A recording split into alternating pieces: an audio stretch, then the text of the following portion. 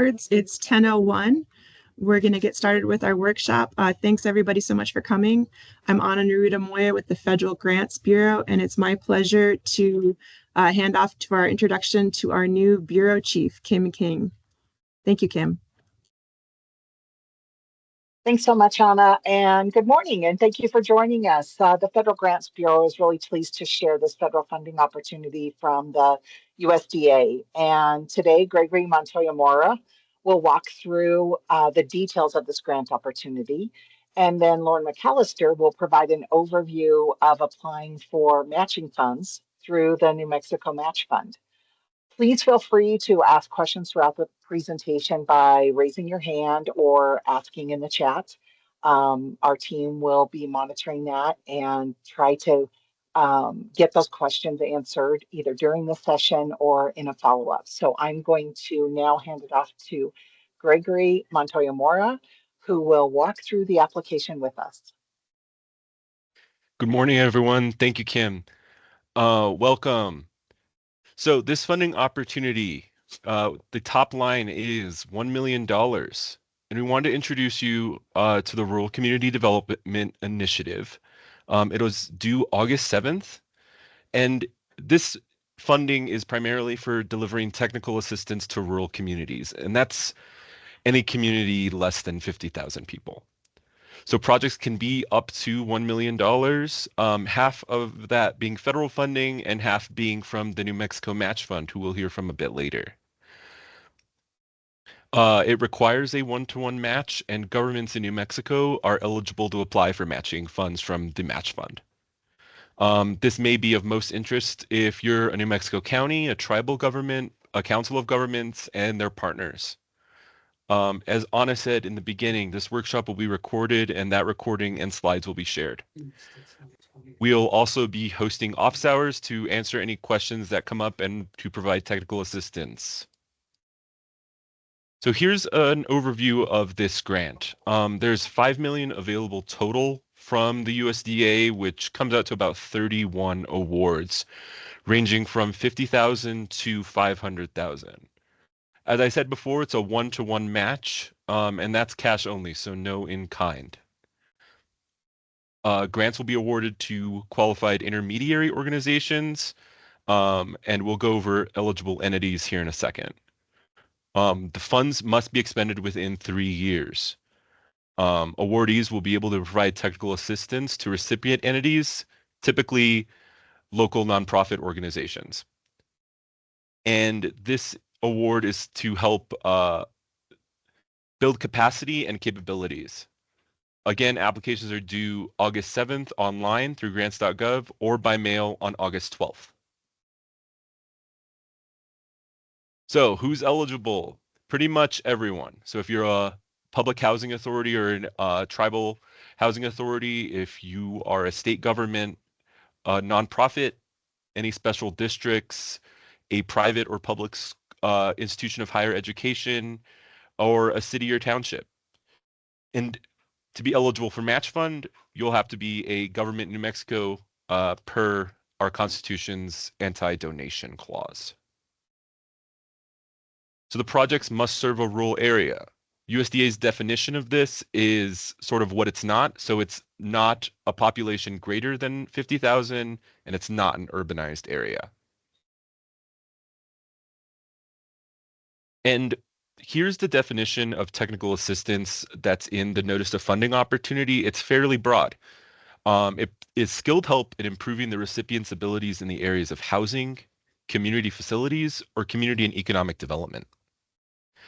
We'll go over sample projects in each of those categories, in addition to a broader category of capacity building.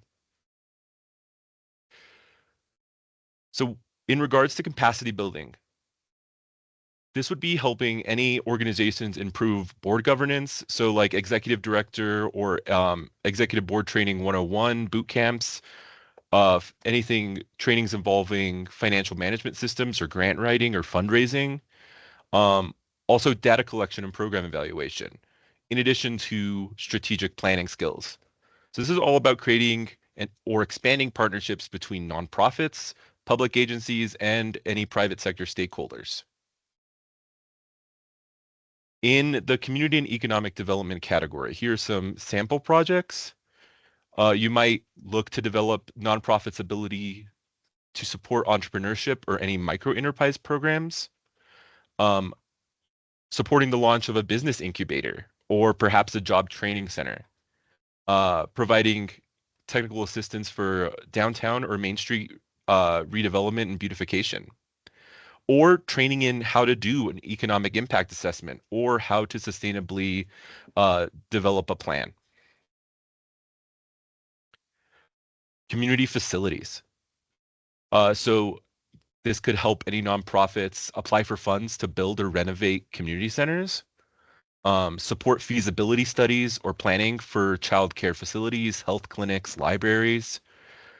If you want to help people in your community make sure that the buildings are ADA compliant, or training staff to manage or operate community-owned utilities such as water or broadband. In relation to housing, training any entities in your community to develop affordable housing projects, assisting organizations in securing financing for home repair or rehab programs, technical support for entities that would want to provide first-time homebuyer training workshops, and building capacity to operate transitional or primitive supportive housing. Here's an example of a eligible activity. So the intermediary would provide training to recipient organizations on how to conduct homeownership education classes. And then the recipient would go on to provide homeownership education to the residents of the community, and they would be the ultimate beneficiaries. So this concept would fall into the bucket of train the trainer. It would not just provide that one workshop, but an ongoing series of workshops into the future. So it's about projects that sort of have that lasting impact. Some ineligible activities. So awards cannot be used for any pass-through grants. So you can't just, provide direct cash funding to a nonprofit through this grant. You couldn't fund a revolving loan fund, and there's no purchase of any real estate or any construction allowed with this money. And that includes any salaries for construction or renovation. You can't directly write the strategic plan for any of your recipients, and you can't give grants just directly to individuals. Any of the grant funds are going to be received on a reimbursement basis following any eligible and approved expenditures. And in this environment, we want to make sure that those expenditures happen as quick as possible. So make sure you're drawing down your funds. Indirect costs. So please consider incorporating indirect costs into the budget. And you could use your negotiated indirect cost rate if you have one already. If you don't have a negotiated indirect cost rate, you may claim the 15% de minimis, and that's 15% of your total modified direct costs. If you're having trouble with any of this, we are more than happy in our office hours or reaching out, if you reach out to us, to discuss how to calculate that de minimis rate. And this has gone up since last year from 10% to 15%. And I would like to address the question from Juan. Yes, I believe it can. There are specific requirements to purchase equipment. So those will be in the NOFO. And I could cover those a bit later. Thank you, Anna. So when we're crafting the grant narrative, we want to make sure your goals fall under this acronym, so SMART. So those are specific. Can't do like anything pie in the sky or super broad. Make sure your project is specific. You're going to be providing this training to this organization to do these sorts of activities. Make sure it's measurable, whether you're, how many people do you expect to serve by this project? How many dollars do you expect to spend? And to make sure it's achievable too. Make sure it's a project that can happen within the 3-year time frame. make sure it's relevant to the funding opportunity. You're not going to be serving an urban area, for instance. And again, that it's time bound. So can be done within the 3 years. And in addition to that, how and when will you evaluate your results? So make sure you have program evaluation built in from the beginning, so you're not having to go back. Maybe that's quarterly. So to prepare for your required one-to-one match, the grant application does require that you submit certification that you have those matching funds. That can be a bank statement, that can be a conditional award letter from our match fund. And if you plan on applying for the New Mexico Match Fund, please apply to the match fund before you apply on grants.gov so you have the required certifications. And with that, I'm here to introduce Lauren McAllister from the New Mexico Match Fund. Hello, thank you, Gregory. My name is Lauren McAllister. I'm the Funding Assistance Navigator here at the FA, and I help manage the New Mexico Match Fund. The New Mexico Match Fund was created with House Bill 177, and it has been appropriated $72 million, and 50 million of those dollars are allocated for the New Mexico Matching Grant, which is what you could be applying for if you're a public entity. The New Mexico Matching Grant is to meet the federal cost share requirement. In this case, it is the 1-to-1 share. If you'd like to see more information about our policy for the New Mexico Match Fund, it has been updated since July 1st. Please see the New Mexico Match Fund policy at the DFA website. For applying for the New Mexico Match Fund, you could find the application also on our website, and there will be a matching grant specific link where will take you to the application webpage. Our matching fund is administered through Amplifund. Some of you may already have a Amplifund account. You may have an administrator, and you will have to make sure you are submitting the application within that administrator account. Please verify you are a user within it. When filling out the application, a common mistake that we see is the award requested. The award requested is not the total project amount. This is the amount you are requesting from the match fund. Some documents that we will be requesting from you in the application is that you are in documentation showing that you're in compliance with the Public Finance Accountability Act, a documentation verifying your budget. This can be a budget narrative, budget breakdown, and a SF-424 form. We would also ask for confirmation confirming the federal grant application deadline, and also a kind of draft application demonstrating your project readiness or a statement of you're applying for the federal award. If you will be applying for the matching grant, for this instance, we ask for you to submit a matching grant application by July 31st at the latest. That way we could get you a contingent award letter, which would be required for the federal application by August 5th. This will give us time to reopen applications in case there's any corrections that will be needed. If we do need to reopen your application, it will delay the process. So we urge you to submit as soon as possible and make sure you're filling out the form correctly. If you have any questions regarding the match fund, please email our dedicated email for the match fund, which is matchfund@state.nm.us. Thank you. And I'll hand it back to Gregory to wrap it up. Thank you, Lauren.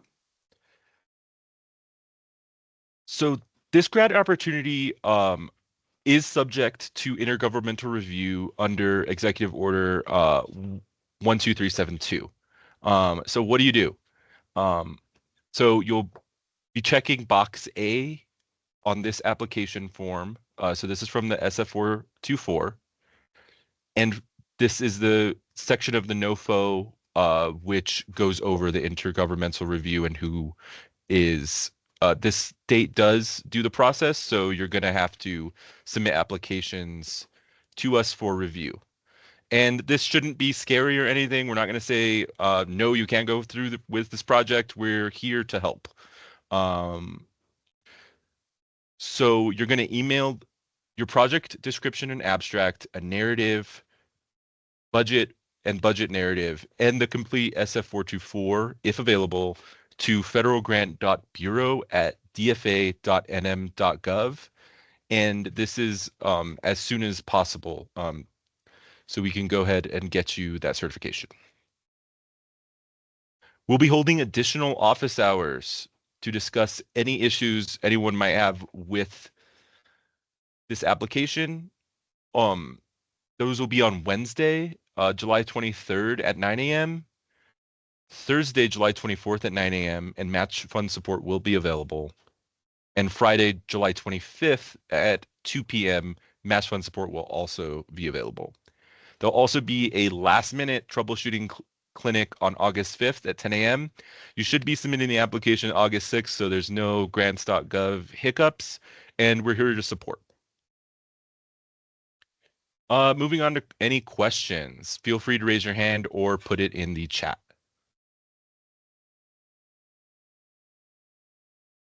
Hi, Gregory. Tony Watkins Hi. has a question. Only governmental entities can apply for match funds, but nonprofits can apply for the actual grant. Is that correct? Yes.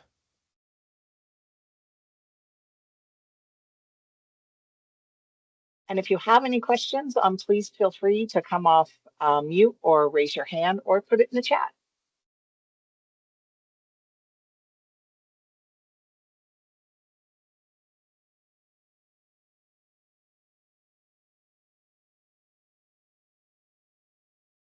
Last call for any questions.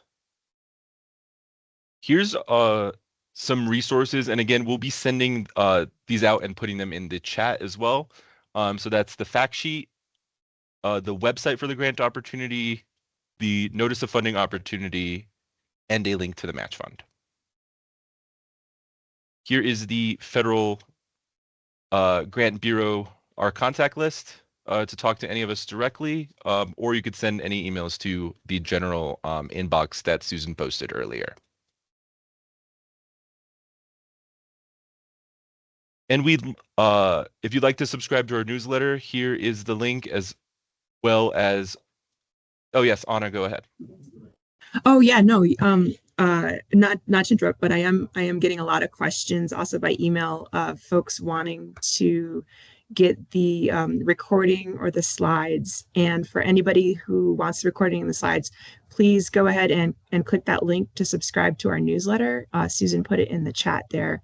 And we will be emailing out the slides and recording after this. So that's your most direct, reliable way of making sure that you get those. Thank you. And please take our survey. So you can go ahead and type this link in, or we've provided the QR code, or whenever you get the slides, please, this will help us plan future opportunities. We plan to do more of these as opportunities roll out on grants.gov. And like I said, we're here to help. And if there's no more questions, we can give you 40 minutes back in your day. And I just want to add, we recognize that the turnaround time for this funding opportunity is very short. And as the federal funding landscape continues to shift, the Federal Grants Bureau here at DFA remains committed to identifying and sharing those opportunities that may benefit New Mexico public entities. We'll continue to notify our contacts as new opportunities arise. So as Gregory said, please subscribe to our listserv. And I just want to remind you that New Mexico Match Fund is available, and it's available year-round for other projects while those funds last.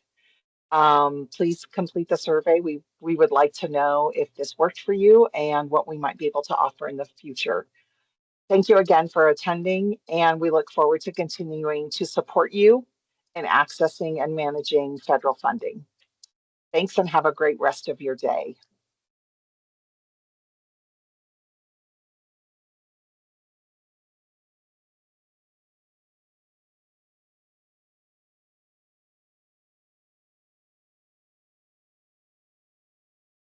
Thanks, everybody. We'll see you in office hours or other places. Have a great day.